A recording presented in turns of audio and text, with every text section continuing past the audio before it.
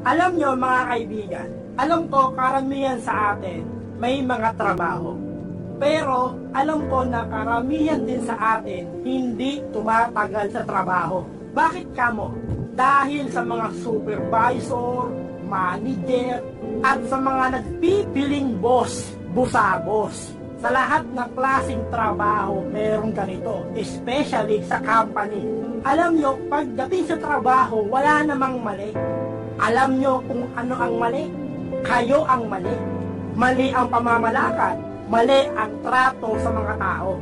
Tapos, meron pa dyan tinatawag na favoritism. Ano yan? Anak mo? O baka namang kabit mo? And disclaimer lang, hindi ko po nilalahat. Karamihan lang po sa inyo ganito. Sobrang daming ganyan. Wala namang ganyanan mga boss. Kayo yung mga nagiging isang dahilan kung bakit ang ilan sa mga tao yung nagre-resign. At bukod sa inyo, yung mga sipsip na empleyado. Tapos sasabihin nyo, pasensya na, walang personal na trabaho lang.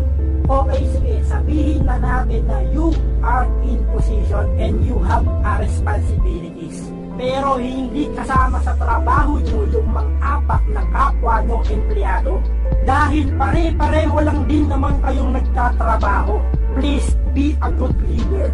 Huwag nyo silang ituring na tao nyo lang. Ituring nyo silang pangalawang pamilya mo.